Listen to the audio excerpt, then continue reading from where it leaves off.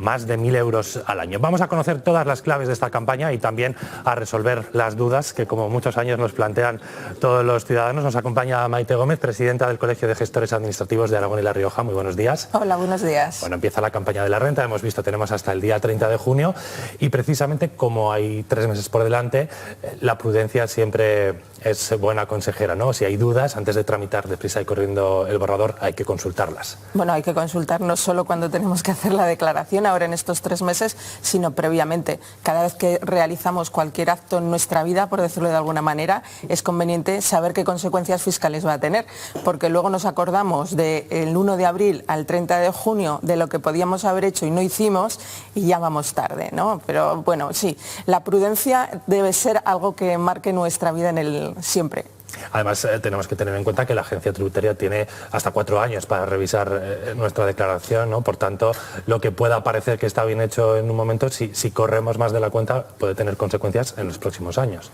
Además, este año, igual que el anterior, no solo 4 años, 4 años más 78 días, porque el periodo del estado de alarma implicó no solo que tuviéramos que estar en casa, que tuviéramos precaución, las mascarillas, bueno, todo lo que hemos pasado durante este pasado COVID o no pasado, ¿no? Pero lo que implicó es que todo lo que tiene relación con la agencia tributaria se han prolongado esos 78 días de estado de alarma. Es decir, ya no son 4 años, sino serán 4 años más 78. Y ya no solo para la prescripción, que es de lo que tú me estabas comentando, cuando realmente caducan los impuestos, ¿no? Que es la prescripción, sino simplemente para cumplir condiciones a la hora de la reinversión en vivienda habitual. Por ejemplo, yo vendo la vivienda, me compro otra nueva, tengo 2 años para poder reinvertir, ya no son 2 años, ahora son 2 años más 78 días, ¿no? Son datos a tener en cuenta, a pesar de que tengamos que correr ahora, lo hagamos bien o lo hagamos mal, tenemos 4 años más. Tenemos que tener en cuenta además que la agencia tributaria no solo ella puede rectificar una declaración que hayamos presentado, sino que también nosotros de forma voluntaria nos hemos dejado algo, hemos visto que hemos tenido un error, hemos cobrado algo correspondiente a un ejercicio que ya se ha presentado, tenemos esos 4 años para poder rectificar sin tener ninguna consecuencia negativa para nosotros, que muchas veces pensamos que cualquier modificación es mala. No, no siempre es mala. Los plazos son para las 2 partes. Hemos visto los casos en los que el contribuyente está obligado a presentar la declaración, pero no solo podemos presentarla por el hecho de estar obligados, ¿no? Si nos interesa, aunque no cumplamos esos requisitos, pero nos sale a devolver, también el contribuyente puede hacerlo, ¿no? Y para ejercer aquellos derechos de deducciones, por ejemplo, de familia numerosa, de hijos con discapacidad, de un cónyuge con discapacidad con rentas menores a 8.000 euros, si nosotros queremos acogernos a esos beneficios, tenemos que hacer la declaración. Si nosotros no hacemos declaración, lo perdemos, ¿no? Si nosotros tenemos una deducción por vivienda ya del año 2013, estamos hablando ya hace mucho tiempo, ¿no? Pero que todavía nos podemos deducir por las hipotecas que teníamos en aquella época, si no hacemos la declaración, perdemos ese derecho. Por lo tanto, hay que tener en cuenta que es importante calcular y ver si nos saldría a devolver o nos saldría a pagar. Evidentemente, si nos sale a pagar, intentar rascar todo lo que podamos, ¿no? Pero si nos sale a devolver, aunque no tengamos obligación, intentar presentarla. Sí. Nuestro consejo es, todos los años, haz los cálculos, se miran y una vez que tengamos el resultado tomamos la decisión. Es decir, no pensemos a priori, como ningún año me ha salido a pagar o a devolver, no tengo que hacerlo, no, porque cada año es independiente y podemos hacer cosas diferentes. Decía que ha mencionado las consecuencias que ha tenido la pandemia, también en la agencia tributaria. El año anterior ya hubo algún que otro susto para aquellos contribuyentes que estuvieron en ERTE, sí, porque el hecho de que el SEPE sea un pagador, se convierte en un segundo pagador, ¿no? Eso este año también se va a repetir porque ha habido sectores que han continuado con este mecanismo. Efectivamente. El estar sometido a un ERTE, el acogerse a tener que cobrar por parte del SEPE y por parte de tu empresa implica que tengas 2 pagadores. El tener 2 pagadores influye tanto en la obligación de tener que hacer declaración como en el porcentaje de retención que te hayan podido hacer. Si no tienes retenciones suficientes, implicará que te salga a pagar, una consecuencia que a nadie nos gusta, pero que al fin y a la postre es lo mismo que si nos hubieran tenido que quitar el dinero poquito a poquito. Que son los impuestos que nos corresponden, ¿no? Porque no nos los han retenido en tiempo, sino que luego tenemos que aportarlo nosotros. Eso es. Y la consecuencia de la obligación. A lo mejor si hubiéramos cobrado el mismo dinero y solo nos hubiera pagado nuestra empresa, como ya nos hubiera hecho las retenciones previas, no hubiéramos tenido que hacer declaración, pero como nos han pagado dos entidades diferentes, dos CIF distintos, eso implica que tengamos que hacer declaración y ver esos baremos que habéis dicho al principio de los 22.000, los 14.000, 1.500, bueno, todas esas cosas que hay que tener muy en cuenta. Bueno, como todos los años hay dudas entre los ciudadanos a la hora de hacer la declaración de la renta, hemos recogido algunas de esas cuestiones. Vamos a escuchar la primera. Mi pregunta sería si me podría desgravar de mi plan de pensiones. Esa es una duda recurrente porque además también ha habido cambios, ¿no?, con respecto a los planes de pensiones. Bueno, la respuesta es sí, pero cada vez menos. A pesar de lo que nosotros queramos hacer, los planes de pensiones se crearon hace mucho tiempo ya con el objetivo de potenciar la capacidad de ahorro que podíamos tener de cara a la jubilación y diferentes coberturas que tienen los planes de pensiones.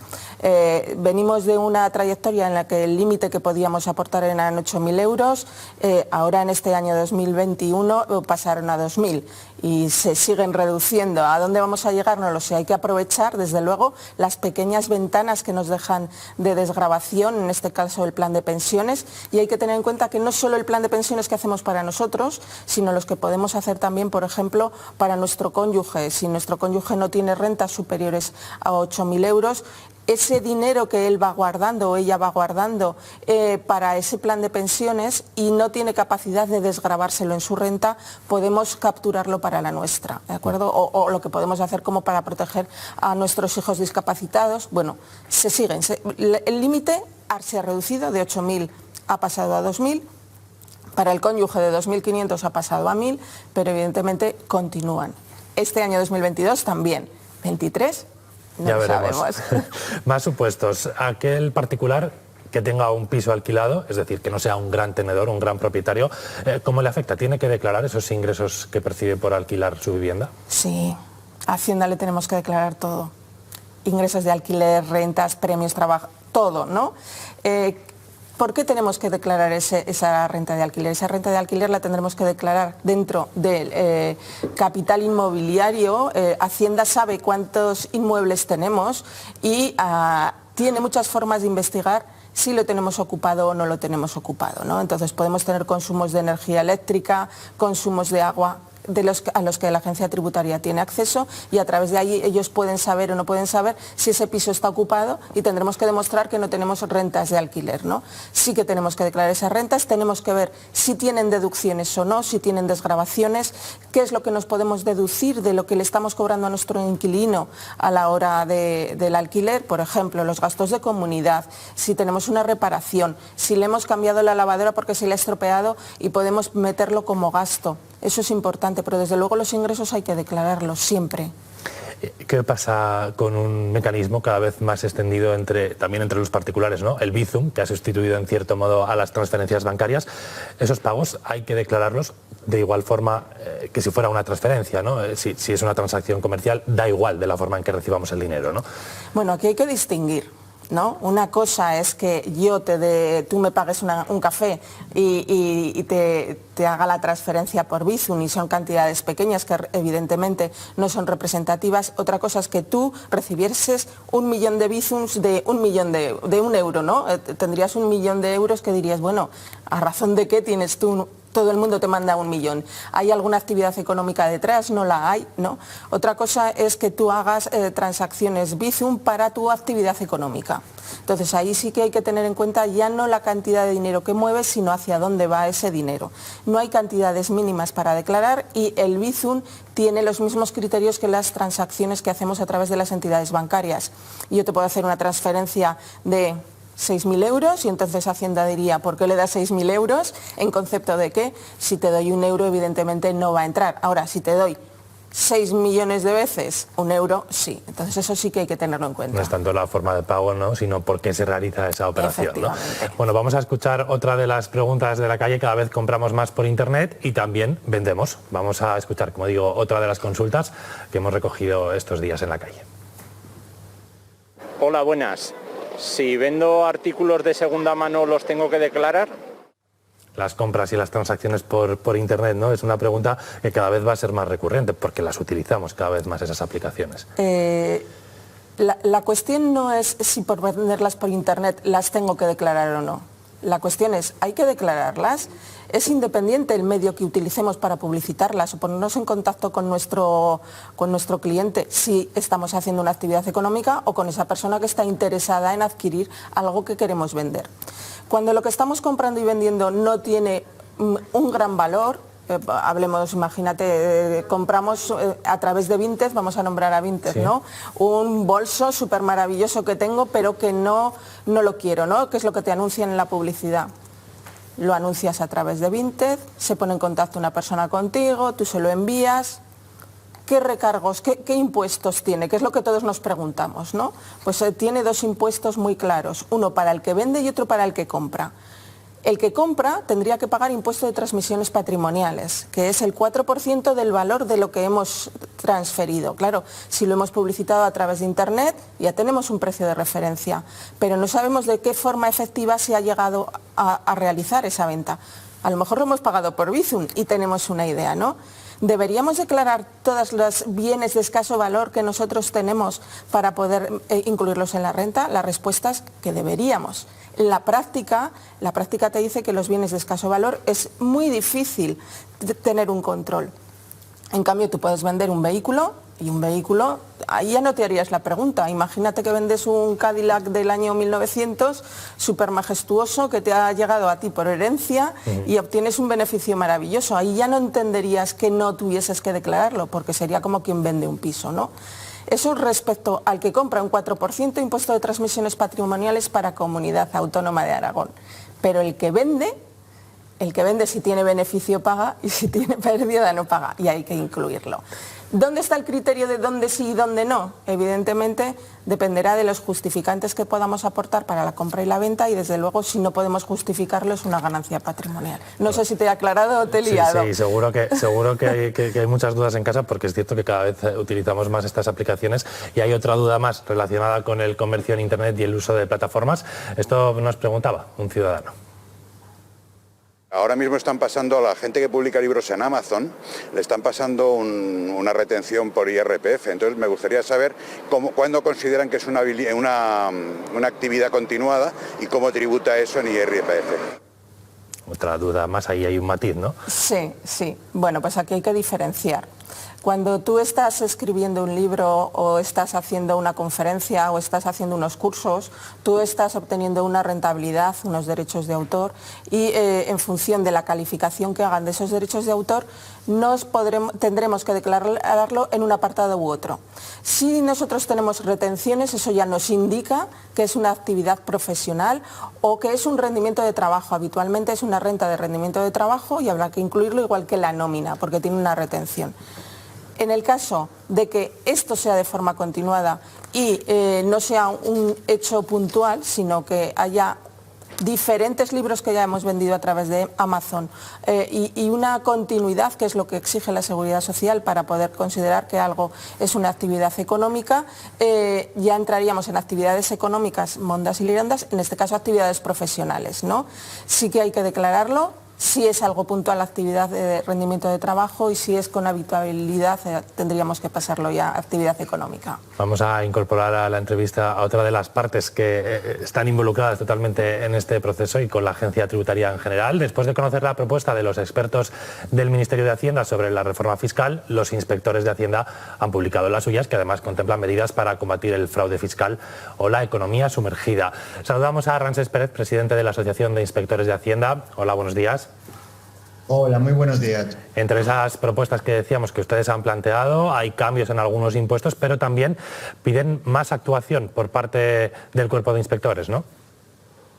Pues sí, verdaderamente lo que pensamos es de que en estos momentos de graves problemas económicos, que necesitamos ingentes recursos para atender a los gastos derivados primero de la pandemia y ahora de la crisis energética, que antes de plantearnos si debemos o no debemos subir impuestos, lo que tenemos es que hacer que todos los que ahora mismo tengan que pagar, que paguen. Es decir, que lo que tenemos que hacer es luchar decididamente contra el fraude fiscal, y ahí ya no hay debate, es lo que tenemos que hacer.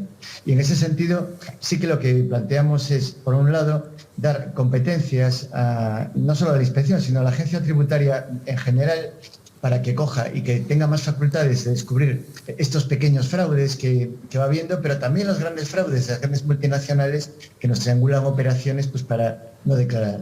Y simultáneamente, que creo que es importante, pues también hay que tender una mano al contribuyente y fomentar ese lado de asistencia que también tiene la agencia tributaria y tratar de facilitar las actuaciones con Hacienda, el cumplimiento de las obligaciones fiscales a aquellos contribuyentes, que hay que decir que son la mayoría, que son cumplidores.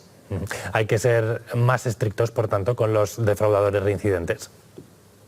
Correcto. Nosotros hemos propuesto que con aquellas personas que constantemente están creando estructuras para defraudar, y los conocemos, ¿no? Son personas que crean una sociedad, que esa sociedad pues defrauda. Cuando vamos a intentar recaudar la deuda no podemos porque esa sociedad no tiene ningún activo, y vemos que sistemáticamente cuando esto ocurre, pues el administrador se declara que esa sociedad está insolvente o la declara en concurso, o ni tan siquiera eso, simplemente no hace nada y lo declaramos como deudor fallido, y ese administrador crea una nueva sociedad y vuelve a repetir otra vez todo el interín de defraudar y no pagar.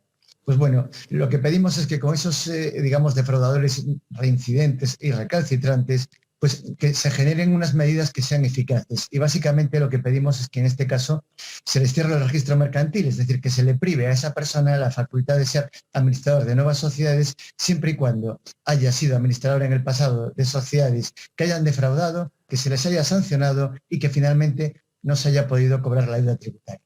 Otra de las reclamaciones va en torno a aquellos que fijan su territorio fuera de España. Más allá de si son más o menos días de cotización, hay que tratar de evitar la fuga de contribuyentes, ¿no? Por ejemplo, como ocurre con los youtubers o aquellos que perciben ingresos por sus actividades en Internet. Efectivamente, aquí hay que diferenciar. Aquella persona que se quiere marchar de España y se marcha realmente y se va a trabajar a otro país o va a realizar prestaciones y actividades fuera de nuestras fronteras, no hay ningún problema. Es un derecho que tiene y se puede deslocalizar, que ya no siquiera es deslocalizar, se puede localizar en otro territorio legalmente y no le ponemos ningún pero. De lo que pensamos que tendremos que actuar son aquellas personas que fingen que se van de nuestro país, pero siguen residiendo en nuestro país. Eso es lo problemático. Yo puedo ser pues, un youtuber y vivo en Madrid, pero de repente presento una declaración, compro una casa en Andorra y me residencio en Andorra, pero sin embargo yo sigo viviendo en Madrid, sigo pasando extensas cantidades de tiempo, bueno, digo en Madrid, digo en cualquier sitio, puede ser en Zaragoza perfectamente, lógicamente, pero sigo pasando extensas cantidades de tiempo en España. Lo que pasa es que creo en la ficción de que resido en otro país para beneficiarme de los bajos impuestos que puede tener ese país, que siempre se recurre a territorios con baja tributación, o por lo menos con baja tributación a las rentas que proceden del país de origen. Entonces, en ese caso, lo que pedimos es que se modifiquen las normas, que haya una norma clara y que se eviten situaciones como, por ejemplo, la que tenemos con muchos contribuyentes que se han ido a Suiza, han comprado una casa en Suiza, y Suiza, para considerar residente fiscal a un contribuyente en su país, exige un tiempo de permanencia de 30 días en algunos casos y de 60 en cualquier caso.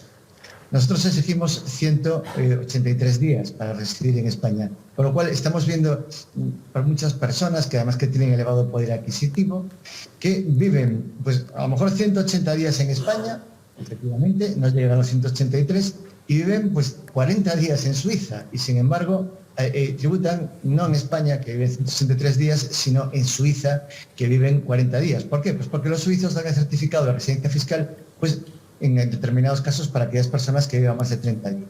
Entonces, lo que pedimos es, por un lado, que se modifique la normativa para que se establezca el criterio no del número de días en absoluto, 183, sino el número de días relativo, es decir, el número de días en el que se vive en un país más. Si en España se viven pues 90 y en Suiza se viven 30 y esta persona está viajando por muchísimos países realizando ausencias temporales, pues no vamos a tributar en el lugar en que vivo yo 30 días porque me den el papel de residencia y si no en España, que es donde vivo más.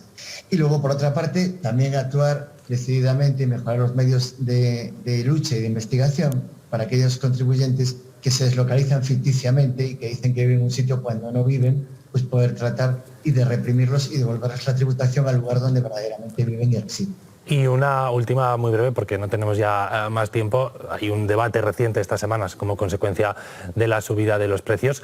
¿Qué debería ocurrir con los impuestos? ¿Hay que bajarlos?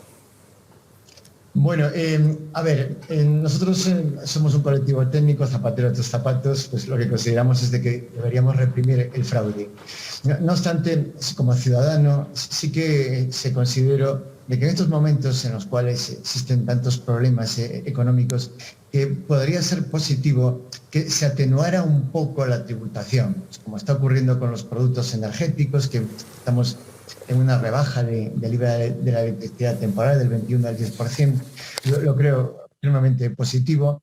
Y luego también creo que es importante, pues por ejemplo, estamos con la declaración de la renta y sí que ha entrado en vigor pues algunos elementos de rebaja de impuestos, como podría ser pues el hecho de permitir desgravar a aquellas personas que hacen sus casas más eficientes energéticamente. Pues por ahí también creo que eso no deja de ser también una rebaja de impuestos, y la creo positiva porque se liga un poco a esta situación coyuntural que tenemos. A largo plazo, pues esperemos que la situación mejore, y como también tenemos por otro lado la necesidad de tener más recursos pues, para poder sufragar estos gastos extraordinarios que tenemos derivados de la coyuntura, incluso de catástrofes naturales como la borrasca Filomena o las erupciones en la isla de La Palma, pues que podamos llegar a un equilibrio en que los impuestos se puedan subir a aquellas personas que más tienen y se puedan coger y atenuar o bajar a aquellas personas que están pasando privaciones. Pues Ramsés Pérez, presidente de la Asociación de Inspectores de Hacienda, gracias por habernos atendido. Buenos días. Muchas gracias a vosotros. Buenos días. Y Maite, brevemente aprovecho la respuesta de Ramsés porque precisamente ya lo habíamos mencionado, ¿no? Ese plan Renove en las viviendas, también el plan Moves con el coche, las ayudas a La Palma, son bonificaciones en cierto modo que tenemos que tener en cuenta, ¿no? para la declaración. Bueno, son subvenciones, ¿no? Y subvenciones es ingreso, y por lo tanto, si es ingreso, hay que declarar. Otra cosa es que además de declararlo, luego tengamos unas deducciones, es decir, yo he ingresado por subvenciones para la reducción del consumo energético en mi vivienda y además de esa subvención yo he tenido que hacer una inversión, y por esa inversión, que no por la subvención, tengo una desgravación, ¿no? Eso sí que nos ayuda. Evidentemente se aprobaron la normativa desde el 5 de octubre del 21, implica que esas reducciones de consumo energético o mejoras energéticas en las viviendas y en los edificios tengan que tener una documentación, sean pagadas por medios electrónicos.